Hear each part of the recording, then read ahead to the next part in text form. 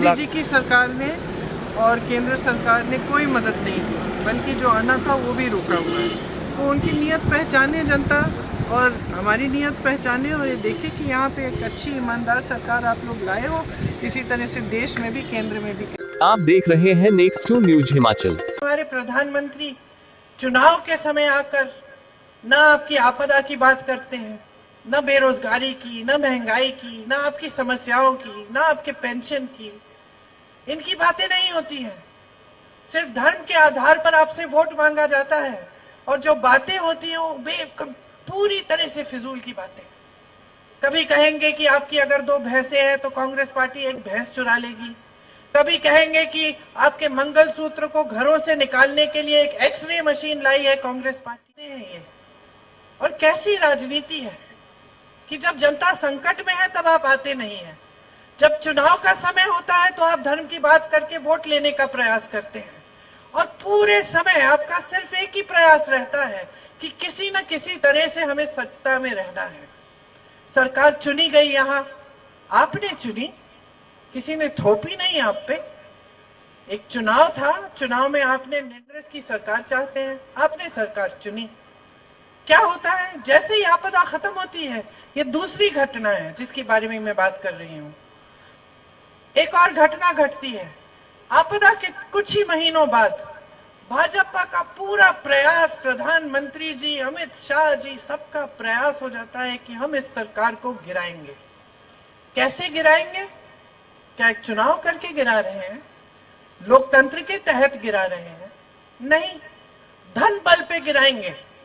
हम विधायकों को पैसा दे देकर, उन पर दबाव डाल डालकर उनको अलग कर देंगे इस पार्टी से और हम इस सरकार को गिराएंगे।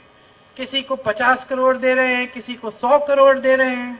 चोरों की तरह विधायकों को छुपने कहीं ले जा रहे हैं चंडीगढ़, हेलीकॉप्टर जा रहे हैं, पूरी फोर्स निकल आ रही है, केंद्रीय फोर्सेस आ रही हैं। किस चीज के लिए? विधायकों को छुपा कर कहीं ले जाने के लिए, और वो भी वो विधायक जिनको आपने पैसे खिलाए हैं। ये लोकतंत्र का मजाक है, लोकतंत्र के खिलाफ अपराध है। और प्रधानमंत्री जी, गृह मंत्री जी खुलेआम कर रहे हैं।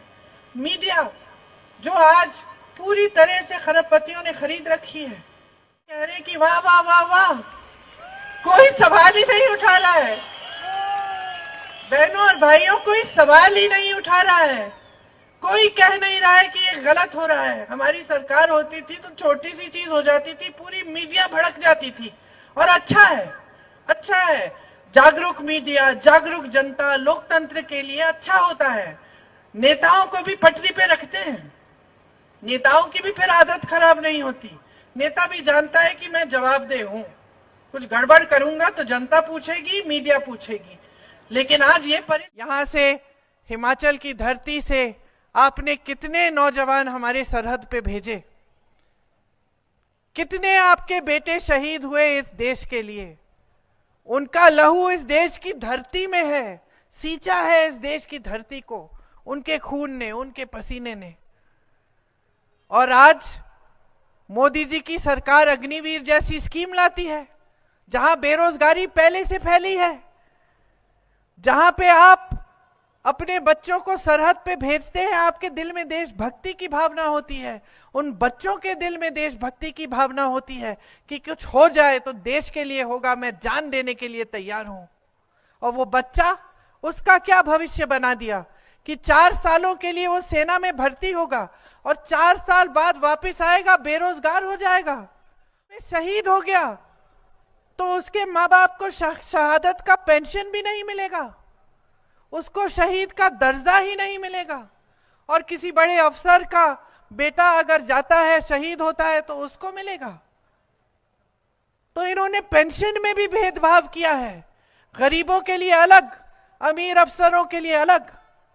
और जहां हमने पुराने पेंशन की बात की सरकारी कर्मचारियों के लिए, तो ये पीछे हट गए, कहने लगे कि नहीं नहीं, अर्थव्यवस्था में पैसे नहीं है।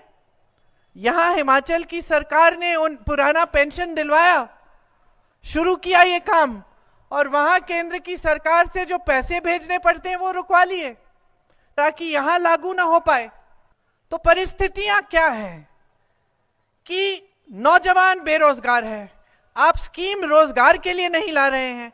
जहां जहां से रोजगार बनता था, चाहे बड़े सरकारी कारखाने थे, चाहे छोटे मध्यम बिजनेस थे, चाहे खेती किसानी थी, सब आपने लगभग ठप कर दिया अपने बड़े बड़े खरबपति मित्रों के फायदे के लिए। ऊपर से जो स्कीम आप ला रहे हैं उससे जनता और भी निराश हो रही है, नौजवानों की उम्मीदें टूट रही हैं। देश के लिए सरहद पे खड़े होकर जो एक समय में शहीद होने के लिए तैयार था, वो आज रोता है, कहता है मुझे सेना में नहीं जाना, 4 साल बाद वापस आके क्या करूंगा। मैं तो ऐसे बच्चों से मिली हूं जो रोने लगे। हमने OROP की बात की, मतलब 1 रैंक की बात, इन्होंने उसको भी बदल डाला। 1 रैंक और तरह तरह के पेंशन। आज सेना में कोई जाता है, भर्ती होता है, चोट लग जाती है, एक टांग नहीं इस्तेमाल कर सकते या एक हाथ नहीं इस्तेमाल कर सकते, तो उसको डिसेबिलिटी का पेंशन भी नहीं दे रहे हैं, वो भी काट दिया है। तो जनता के लिए कर क्या रहे हैं, क्या कर रहे हैं जनता के लिए? हमारी समझ ये है कि सबसे ज्यादा रोजगार इसी इंडस्ट्री से मिलती है जो छोटी और मध्यम होती है, और मोदी जी के पूरे कार्यकाल में रोजगार बनने का काम लगभग ठप हो गया। आज सबसे ज्यादा बेरोजगारी हमारे देश में आज है, 45 सालों में सबसे ज्यादा बेरोजगारी आज है। 70 करोड़ नौजवान बेरोजगार हैं। चाहे आप जितनी भी मेहनत से पढ़ाएं लिखाएं, शिक्षित करें, फिर भी बेरोजगारी पूरे देश भर में फैली हुई है। इसको दूर करने के लिए बहुत जरूरी है कि जो आज नीतियां भाजपा की सरकार बना रही है और जिस तरह से देश को चला रही है उसे बदला जाए। क्योंकि भाजपा की जो नीतियां हैं उन्होंने छोटे बिजनेस, छोटे कारोबारों को बहुत ही नुकसान दिया है। पहले नोटबंदी लाए, उसके बाद GST लाए, और आप खुद जानते हैं कि ये जो पर्यटन का भी आपका काम है वो GST से कितना इसका नुकसान हुआ है, कितनी दिक्कत हुई है। कोविड के समय जब पूरी दुनिया में महामारी थी तो पूरी दुनिया में पर्यटन कम हुआ, रुक गया लगभग। लोग डर रहे थे कि किस तरह से कहीं जाएंगे, बीमारी पड़ जाएगी, तो उससे भी बहुत नुकसान हुआ आपका। और उसके एकदम बाद मोदी जी ने आपकी सहायता करने के बजाय, आपको राहत पहुंचाने के बजाय GST थोप दी। तो जो पर्यटन का कार्य है वो कमजोर होने लगा। इसी तरह से पूरे देश भर में इनकी नीतियां यही रही हैं कि जो छोटे कारोबार हैं, जो मध्यम वर्ग के कारोबार हैं, उनको ये कमजोर कर रहे हैं और बड़े बड़े खरबपतियों को मजबूत कर रहे हैं। और सारी देश की संपत्ति आस्ते आस्ते इनके गिने चुने खरबपति मित्रों को दी जा रही है। आज देश के कोयले, देश के खदान का कोयला, देश का खदान के सारे खदान, देश के बंदरगाह, देश के हवाई अड्डे, सारे के सारे इनके बड़े बड़े खरबपति मित्रों को दिए जा रहे हैं। इससे क्या होता है?